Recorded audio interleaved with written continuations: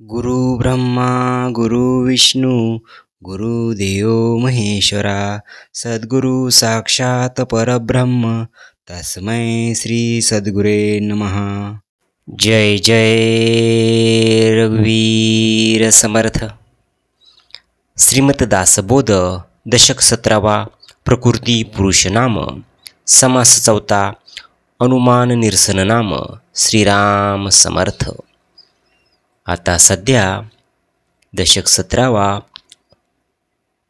प्रकृती पुरुष नाम सुरू असून मागील आठवड्यामध्ये आपण यातील समास 3 श्रवण निरूपण नाम या समासाचे श्रवण केले।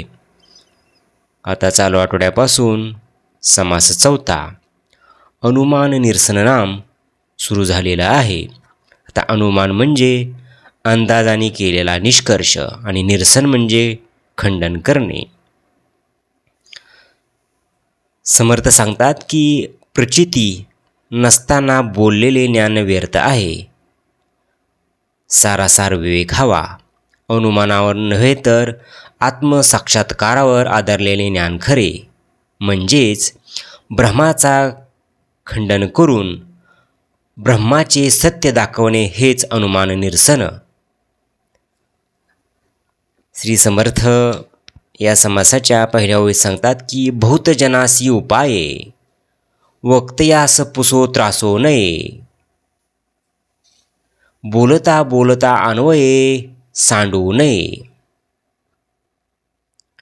या ओळीचे निरूपण करताना श्री समर्थ म्हणतात की अध्यात्माचे निरूपण ऐकल्याने अनेक लोकांचा फायदा होत असतो, मात्र श्रोत्यांनी जर वक्त्याला काही प्रश्न विचारले, शंका विचारल्या तर त्याने त्रासता कामा नये। तसेच वक्त्याने बोलताना विषयाचा क्रम सोडता काही बोलू नये। श्रोत्यांनी आशंका घेतली ते तत्काळ पाहिजे फेडली, सो गोष्टींनी सगोष्टी पेचली ऐसे न व्हावे। श्री समर्थ ह्या ओळीत सांगतात की श्रोत्यांनी जर आशंका घेतली तरी तत्काळ फेडली पाहिजे। तसेच आपल्याच एखाद्या वचनाने आपणच पूर्वी बोललेल्या वचनाला बाधा येणार नाही या प्रकारे काळजी घेतली पाहिजे। पुढे धरिता मागे पेचला, मागे धरिता पुढे उडाला, ऐसा सापडतच गेला ठाई ठाई। श्री समर्थ यावेळी सांगतात की नाहीतर पुढे जे बोलतो त्यामुळे पूर्वी त्याने सांगितलेल्या गोष्टीला विरोध होतो आणि पूर्वी बोललेल्याचे समर्थन करू गेल्याने पुढे बोललेल्या वचनास बाधा येते। असे झाले तर मग ठाई ठाई चुकत जातो आणि पेचात सापडतो। पोहणारासा गुचक्या खातो, जनास कैसा काढू पाहतो, आशय लोकास राहतो ठाई ठाई। श्री समर्थी ते उदाहरण देऊन सांगतात की पोहणाराच जर स्वतःला सावरू शकत नसेल तर तो बुडणाऱ्या लोकांना कसा बाहेर काढणार। त्यामुळे लोकांच्या शंका तशाच जाऊन राहतात। आपणची बोललेले संवार, आपणची बोललेले सर्वसार, दुस्तर मायेचा पार टाकीला पाहिजे। श्री समर्थ यावेळी सांगतात की एकदा आपणच जर संवारासंबंधी बोललो आणि परत आपणच जर सर्वसार असे म्हणू लागलो तर श्रोत्याचा निश्चय कसा होईल। अशा निरूपणाने दुस्तर मायेच्या पार कोणीही कसा जाऊ शकेल।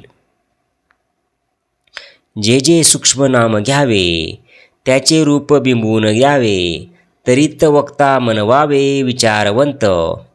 श्री समर्थ यावेळी सांगतात की निरूपणात जे जे सूक्ष्म असे विचार वक्ता मांडेल त्याचे स्वरूप श्रोत्याच्या ठिकाणी बिंबवता आले पाहिजे, तरच त्यास विचारवंत वक्ता असे म्हणता येईल। ब्रह्म कैसे मूळ माया कैसी, अष्टदा प्रकृती शिवशक्ती कैसी, षडगुणाची स्थिती कैशी, गुणसाम्याची। श्री समर्थ म्हणतात की ब्रह्म कसे आहे, मूळ माया कशी आहे, अष्टदा प्रकृती म्हणजे काय, शिवशक्तीचे स्वरूप काय, षडगुणेश्वराची आणि गुणसाम्याची स्थिती कशी असते, अर्धनारी नटेश्वर, प्रकृती पुरुषाचा विचार गुणशोभिनी तदनंतर त्रिगुण कैसे. श्री समर्थ यावेळी सांगतात की नारी नटेश्वर कुणास म्हणतात. प्रकृती म्हणजे काय, पुरुष म्हणजे काय, गुणशोभिनी माया कशी असते, त्यानंतर त्रिगुण कसे प्रगट होतात. पूर्वपक्षीनं कोटून कोटवरी, वाच्यांश लक्षांशांची परी, सूक्ष्म नाना विचार करी, धन्य तो साधू. श्री समर्थ यावेळी सांगतात की पूर्वपक्ष कोटून कोटपर्यंत असतो. वाच्यांश म्हणजे काय, लक्षांश म्हणजे काय, या प्रकारे अनेक पारिभाषिक संज्ञाचा शब्दाचा सूक्ष्म विचार जो जाणतो तो साधू धन्य होय. नाना पाल्लाळी पडेना, बोललेची बोलवेना, मौन्य गर्भ अनुमाना आणून सोडी. श्री समर्थ यावेळी सांगतात की असा वक्ता जो असेल तो उगीच नाना पाल्लाळ लावत नाही, एकदा बोललेच परत बोलत नाही, आणि जेथे वाणीला मौन पडते ते ब्रह्म आपल्या निरूपणाने श्रोत्याच्या कल्पनेत आणून सोडतो. घडी एक विमळ ब्रह्म, घडी एक सर्व ब्रह्म, दृष्टा साक्षी सत्ता ब्रह्म, क्षण एक.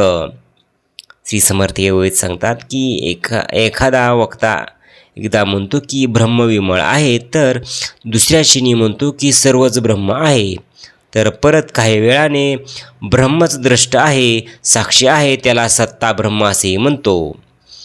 निश्चळतेची झाले चंचळ, चंचळतेची ब्रह्म केवळ, नाना प्रसंगी खळखळ निवाडा नाही. श्री समर्थ ते सांगतात की कधी म्हणतो की तो निश्चळ तसे चंचळ झाले, तर कधी तो म्हणतो की चंचळ ही केवळ ब्रह्मच आहे. याप्रमाणे निरनिराळ्या प्रसंगी निरनिराळे विधाने तो करतो, त्याचा स्वतःचाच कुठल्याही बाबतीत निश्चय झालेला नसतो. चळते आणि निश्चळ अवघेचे चैतन्याची केवळ, रूपे वेगळाली प्रांजळ कदापि बोलवेना. श्री समर्थ यावेळी सांगतात की चंचळ आणि निश्चळ सर्व केवळ चैतन्यच आहे असे म्हणतो. प्रत्येकाचे स्वरूप स्पष्ट वेगवेगळे करून निश्चितपणे त्याला सांगताच येत नाही. उगीच करी गता गोवी, तो लोकास कैसे उगवी, नाना निश्चयो नाना गोवी पडत जाते. श्री समर्थ म्हणतात की अशा प्रकारचा गोंधळ ज्याच्या स्वतःच्या विचारातच आहे तो लोकाचे समाधान कसं करू शकणार. निरनिराळी मते निरनिराळी विधाने ऐकल्याने नाना प्रकारचे गोंधळ वाढतच जातात. ब्रह्मासमने परब्रह्म, परब्रह्मासमने ब्रह्म, ज्ञातेपणाचा संभ्रम बोलून दावी. श्री समर्थ यावेळी सांगतात की ब्रह्माला तो परब्रह्म म्हणतो आणि परब्रह्माला तो ब्रह्म म्हणतो आणि आपल्या ज्ञातेपणाची ऐट बोलून दाखवतो. घाली शास्त्राची दडपण, प्रचितीविने निरूपण, पुसो जाता उगीच शिन अत्यंत मानी. ज्ञातास आणि पदार्थ भिडा, तो काय बोलील बापुडा, सारासाराचा निवाडा झाला पाहिजे. श्री समर्थ ते सांगतात की जो स्वतःला ज्ञाता समजतो पण त्याला पदार्थाची चाड असते, बिदागीची अपेक्षा असते, अशी ज्याची वृत्ती, तो बापडा अध्यात्मसंबंधी काय बोलणार. सार कोणते आणि असार कोणते याचा निवाडा निदान वक्त्यास तरी झाला पाहिजे. वैद्य मात्रेची स्तुती करी, मात्रा गुण काहीच न करी, प्रचितीविने तैसे परी ज्ञानाची झाली. श्री समर्थ ते सांगतात की वैद्य आपल्याच मात्रेची स्तुती करत असावा आणि मात्रेचा गुण मात्र काहीच दिसून येऊ नये अशी तशी प्रचितीविन ज्ञान सांगणाराची स्थिती असते. तेथे नाही सारासार, तेथे अवघा अंधकार, नाना परीक्षेचा विचार राहिला तेथे. श्री समर्थ ते सांगतात की जेथे सारासार विवेक नसतो तेथे अवघा अज्ञानरूपी अंधकार भरून राहिलेला असतो, तेथे नाना परीक्षेचा विचार कसा सुचणार. पाप पुण्य स्वर्ग नरक, विवेक आणि अविवेक, सर्व ब्रह्मी काय एक सापडले नाही. श्री समर्थ ते सांगतात की पाप पुण्य स्वर्ग नरक विवेक आणि अविवेक यांच्यात सर्वच ब्रह्म असं म्हटल्यावर भेदात स्थान राहत नाही. पावन ते पतन दोन्ही मानेली तत्वसामान, निश्चय आणि अनुमान ब्रह्मरूप. श्री समर्थ ते सांगतात की पतित आणि पावन या दोन्हींना एक समान मानावे लागेल आणि निश्चय आणि अनुमान दोन्ही गोष्टी ब्रह्मरूप ठरतील. ब्रह्मरूप झाले अवघे, तेथे काय निवडावे, अवघे साखरची टाकावे काय कोटे. तेथे सार आणि असार, ओघा झाला एकंकार, तेथे बळावळा विचार, विचार कैचा. श्रीमर्थ म्हणतात की जर सर्व ब्रह्मरूपच असे म्हटले तर तिथे चांगले आणि वाईट कसे निवडावे. याप्रमाणे जिथे सार आणि असार सर्व एकाकार होते तेथे अविचार बळावतो. वंद्य निंदे एक आले तेथे काही हाता आले. उन्मत्त द्रव्य जे भुलले ते भलतेच बोले. श्री समर्थ येथे सांगतात की वंद्य निंद्य सर्व एकच झाले तर हाती काय लागणार, म्हणजे काय लाभ होणार. उन्मत्त द्रव्य सून तो भुलतो तो बोलताच भुलू लागतो. तैसा अज्ञान भ्रमे भुलला सर्व ब्रह्म म्हणून बैसला. महापापी आणि भला एकची मानी. श्री समर्थ ते सांगतात की त्याप्रमाणे अज्ञानरूपी भ्रमाने जो उन्मत्त होऊन भुलतो तो सर्व ब्रह्म असे भलतेच बोलू लागतो आणि महापापी आणि सज्जन यांना एकसारखी मानू लागतो. सर्वसंग परित्याग अव्वासवा विषय भोग दोघे एकची मानिता मग काय उरले. श्री समर्थी म्हणतात की सर्वसंग परित्याग म्हणजे प्रखर वैराग्य आणि मनसोक्त विषय भोग या दोन्हीला जर एक मानले तर मग काय उरले. भेद ईश्वर करून गेला त्याच्या वाचेन नवचे मोडीला. मुखामध्ये घास घातला तो अपानी घालावा. श्री समर्थ ते सांगतात की ईश्वरानेच भेद निर्माण केला आहे, तो कुणाच्या बापालाही मोडता येत नाही. अन्नाचा घास हा मुखातच घालावा लागतो, तो गुदद्वारी घालता येईल का. ज्या इंद्रियाचा जो भोग तो करी यथा सांग.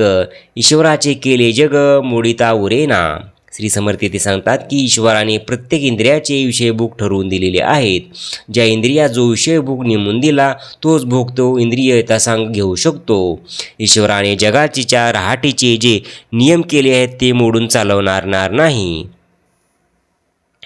अवघी भ्रांती भूताटकी प्रचितीविन गोष्टी लटकी. वेड लागलेचे बटकी ते भलतीच बोले. श्री समर्थ म्हणतात की सर्व ब्रह्म असे म्हणणे अवघी भ्रांतीची भुताटकी आहे. प्रचितीशिवायचे बोलणे हे खोटे असते. एखाद्या बटकीला वेड लागले म्हणजे जे जसे भलतेच बोलते तसेच समजावे. प्रत्येन्याता सावधान त्याचे ऐकावे निरूपण. आत्मसाक्षात्काराची खूण तत्काळ बाणे. श्री समर्थ ते सांगतात की जो स्वानुभव संपन्न ज्ञानी वक्ता असतो त्याचेच निरूपण ऐकावे म्हणजे आत्मसाक्षात्काराची खूण तत्काळ बांधते. वेडे वाकडे जाणावे आंधळी पावली ओळखावे. भाष्कळ बोलणे सांडावे व मक जैसे. श्री समर्थ शेवटी म्हणतात की एखादा माणूस आंधळा आहे की नाही हे जसे त्याच्या चालण्यावरून कळते तसे वेडेवाकडे काय ते नीट जाणून घ्यावे आणि भाष्कळ बोलणे वांतीप्रमाणे किंवा उलटीप्रमाणे त्याज्य मानावे, ते ऐकूच नये. इति श्रीदासबोधे गुरुशिष्य संवादे. अनुमान निरशन नाम समास चौथा. जय जय रघुवीर समर्थ.